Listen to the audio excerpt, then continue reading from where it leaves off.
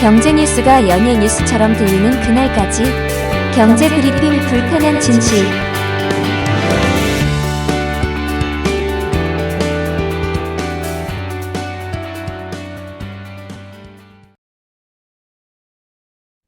경제 브리핑 불편한 진실 2월 10일 순서 시작하겠습니다. 트럼프의 자충 우돌 계속되고 있죠. 캐나다와 멕시코에 관세 폭탄을 퍼붓겠다라고 하더니만 발표 몇 시간 전에 한 달은 유예해주겠다 이렇게 발을 빼지 않았습니까?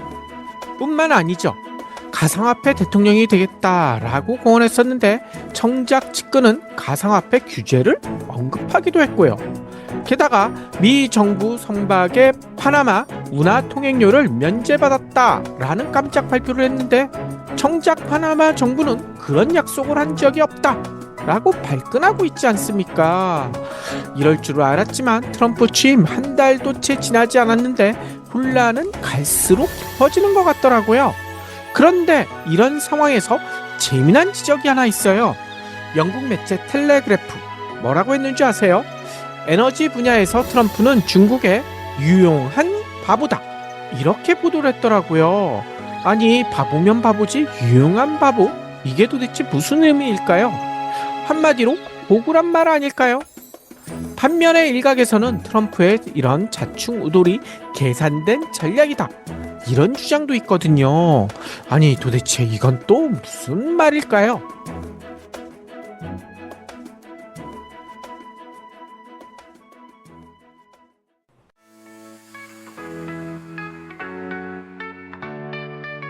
요즘 활력이 넘쳐 보여요.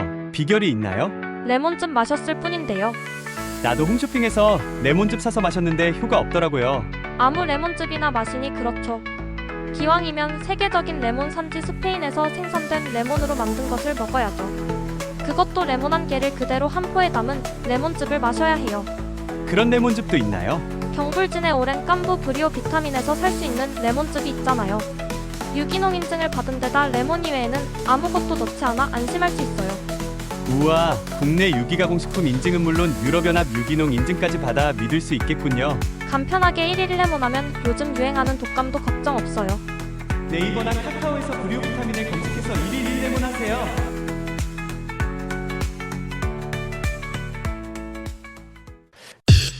EPD의 픽. 일단 텔레그래프의 보도를 좀 살펴봐야 될 것 같은데요. 트럼프가 드릴, 그러니까 드릴 시추하다는 뜻이죠. 베이비 드릴 이렇게 후보 시절부터 외쳤거든요. 이 점에 주목해야 한다라고 얘기하더라고요. 말만 한 것이 아니라 취임하자마자 전기차와 태양광 보조금 축소, 풍력발전 인가 중단, 석유가스 채굴 독려 이런 행정명령 보따리에 대거 서명했잖아요. 뿐만 아니라 다들 아시다시피 파리협정 탈퇴도 선언해버렸죠. 기후위기에 대처하려는 전 세계의 노력과는 완전히 정반대로 가고 있는 셈인데요. 그런데 트럼프의 이런 청개구리 같은 행보가 중국에게는 어떤 영향을 줄까요? 중국과의 무역전쟁을 불사하겠다라고 트럼프가 누누이 강조해왔으니 중국에도 타격이 심각할 것 같은데요. 그런데 텔레그래프는 그렇지 않다고 강조하더라고요. 오히려 트럼프의 이런 행보가 중국을 도와주는 셈이다. 이렇게 보도하더라고요. 아니 도대체 이게 뭔 소리일까요? 혹시 트럼프와 짜고 치는 고스톱이다 이런 지적일까요? EPD의 픽. 텔레그래프는 이렇게 얘기하더라고요. 과거를 봐라. 과거를 보면 현재를 알 수 있지 않느냐? 이게 뭔 얘기냐면요. 트럼프 집권 1기 때와 비슷한 일이 지금도 벌어질 수 있다라고 지적합니다. 집권 1기 때 2017년에서 2021년까지죠. 이때 벌어졌던 미중 관련 굵직한 사건 어떤 게 있을까 한번 기억을 되살려 볼까요? 가장 먼저 떠오르는 것이 화웨이 제재일 것 같아요. 2018년 중국 최대 IT 기업 화웨이 설립자인 렁정페이의 딸 화웨이 재무 책임자였던 멍완저우가 미국의 제재를 위반했다는 혐의로 캐나다 공항에서 체포돼가지고 전 세계가 깜짝 놀랐었죠. 아니 이런 건물을 그것도 공항에서 체포한다. 미국은 물론 캐나다까지 중국과 갈등이 격해질 수밖에 없었잖아요. 더 나아가 2019년, 그러니까 그 다음해인 2019년에는 트럼프 1기 상무부가 화웨이를 제재 명단에 올리기도 했고요.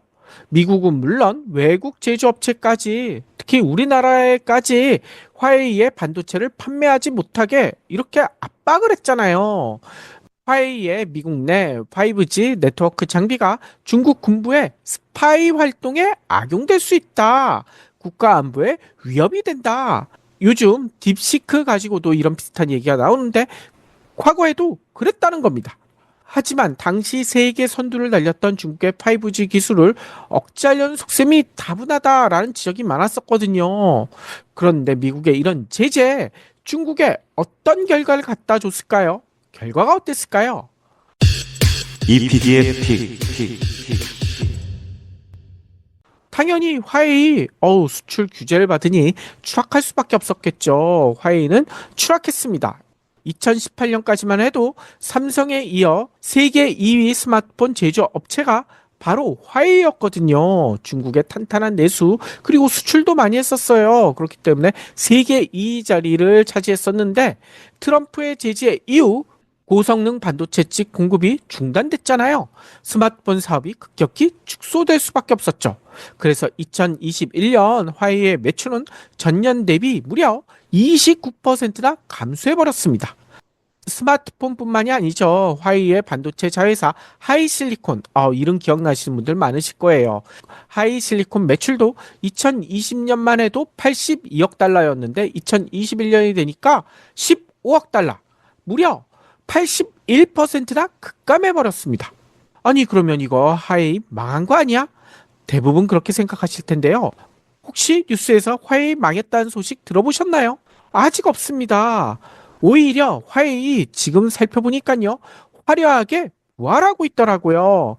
중국 정부의 지원과 막대한 R&D 투자로 화웨이는 2023년 연간 매출의 무려 23%에 달하는 우리나라 돈으로 32조 원을 R&D에 쏟아 부었어요.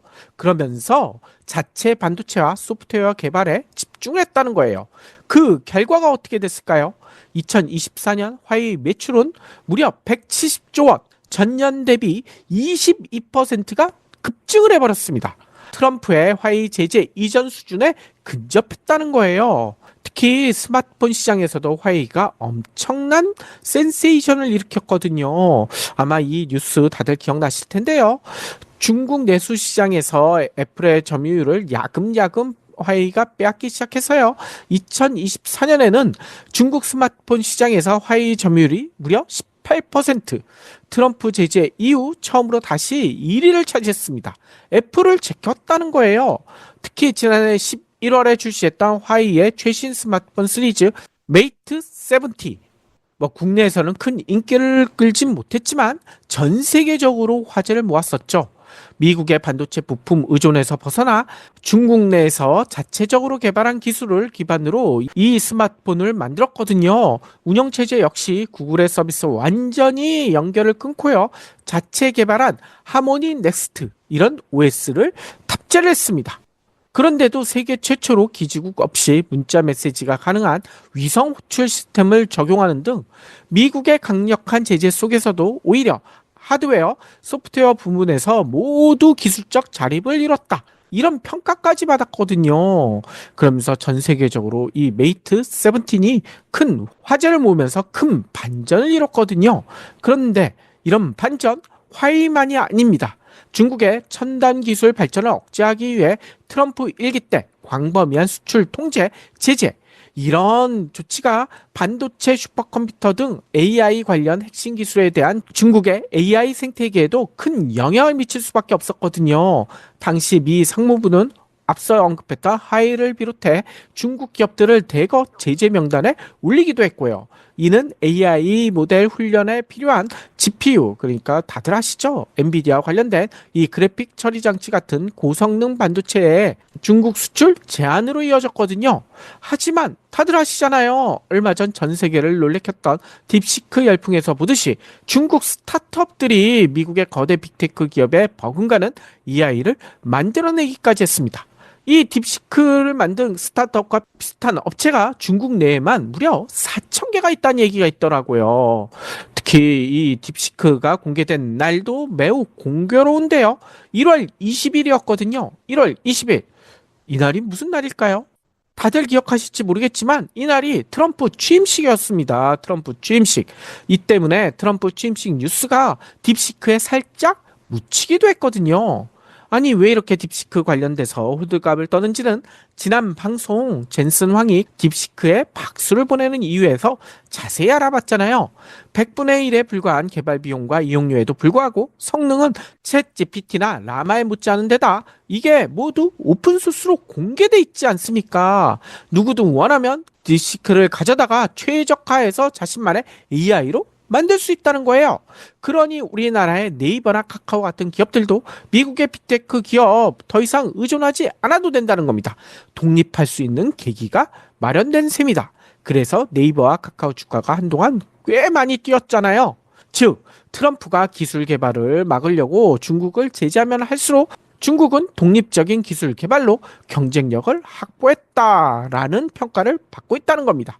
그러면 이거는 역설적으로요. 제재를 하지 않았었으면 힘들게 기술 개발할 필요를 못 느끼면서 미국 기술에 중국이 종속될 수도 있었는데 이 트럼프가 제재해준 덕분에 중국이 각성을 했다. 이렇게 볼 수도 있다는 거죠.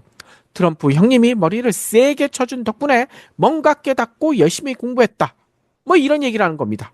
이게 바로 텔레그래프가 지적하는 논리라는 거예요. 따라서 트럼프 2기 때도 비슷한 일이 벌어질 수 있다는 거죠. 트럼프가 세일 오일, 석유 시추 등 전통 화석 연료 산업에 초점을 맞추는 동안 중국은요 반대로 친환경 재생에너지 경쟁력을 강화시키고 전기차 분야에서 빠르게 성장할 수 있다는 겁니다. 그러니 트럼프는 중국에게 유용한 바보다. 오히려 중국을 도와주는 거네. 라는 지적이 나온다는 거예요. 문제는요, 트럼프가 이런 사실을 모르고 했을까? EPD의 픽. 그렇지 않을 가능성이 매우 높아 보인다는 겁니다. 아니 이게 말이 돼 라고 생각할 수 있지만요.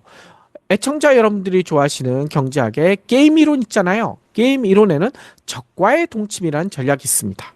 예전 방송에서도 설명드린 바가 있는데 이거 다시 한번 설명드려 보면요. 친구도 아니고 믿을 수 없는 적과 같이 잔다, 동침한다.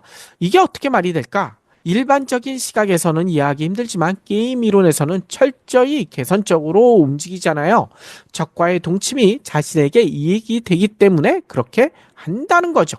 에이 그런 게 어딨어 라고 할 수 있는데요. 게임 이론의 논리는 이겁니다. 일반적으로 할 수만 있다면 적이라고 생각하는 사람을 모두 제거하고 싶은 것이 임지선정이죠. 주변에 적이 없어야 친구만 남아야 발 뻗고 잠을 잘 수 있을 테니까요. 하지만 세상 일이 그렇게 돌아가나요? 특히 외교 관계에서는 그렇지 않을 가능성이 매우 크죠. 적이 사라지면 어떻게 됩니까? 현재의 친구가 미래의 새로운 적이 될 수도 있잖아요. 실제로 냉전시대 때 미국을 괴롭혔던 소련을 무너뜨리기 위해 미국이 여러 가지 전략을 썼는데 그 중에 하나가 중국을 이용하는 거 아니었습니까? 이 운둔의 국가로 불렸던 중국을 개방으로 이끌었잖아요. 그런데 소련이 무너진 이후 미국 세상, 미국 일극 체제가 될 줄 알았는데 잠시 그렇게 되는 것 같았어요. 하지만 어느새 중국이 G2라며 미국을 위협하고 있죠. 무역뿐만 아니라 기술적인 면에서도 중국이 미국을 상당히 쫓아갔잖아요. 이런 사실을 트럼프도 모를 리가 없다는 겁니다. 알고 있다는 거예요.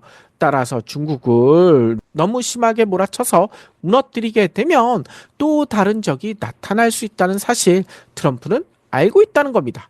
따라서 트럼프의 전략은 적을 무너뜨리는 게 아니라 적의 기운을 살짝 빼는 정도. 요 정도에 만족한다는 겁니다. 겉으로는 자신의 지지자들에게 어필하기 위해 중국은 매우 세게 때리는 척하지만 실상은 솜방망이 가지고만 상대하고 있다는 거예요. 오히려 바이든 때보다 이 제재의 강도가 낮아질 수도 있다. 이런 얘기도 나오고 있거든요. 왜? 앞서 얘기한 것처럼 적을 없애버리는 것보다 중국을 몰락시키는 것보다 중국과 동침하는 것이 미국에게도 특히 자신의 비즈니스에도 도움이 된다. 이렇게 생각하기 때문이라는 거예요. 특히 미국의 경찰 국가의 지위. 이거 트럼프는 허상이라고 생각하거든요. 우리가 왜 그런 많은 돈, 많은 인력을 들어가면서 해야 돼? 이렇게 생각하기 때문에 트럼프는 이를 중국에게 상당히 넘기려고도 하고 있습니다. 엄청난 인력과 국방비를 들여 러우 전쟁이나 가자 전쟁에 참여해봤자 좋은 소리도 못 듣는데 이거 중국 시진핑에 떠넘기고 빠져나오고 싶어 한다는 거죠. 물론 빠져나올 때 그냥 나오는 건 아니죠.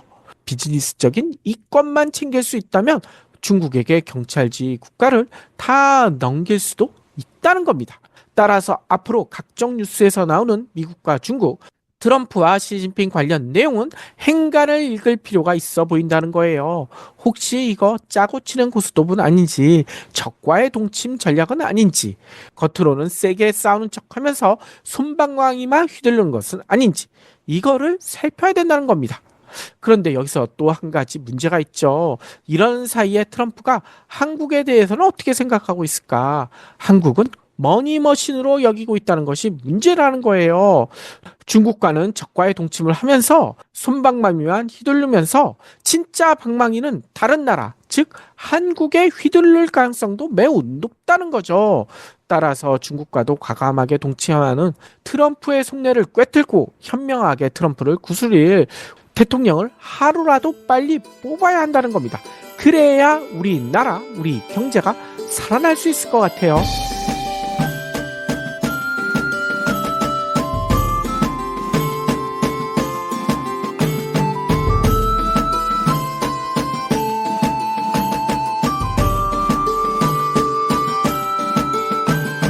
경불진 완주해주셔서 감사합니다.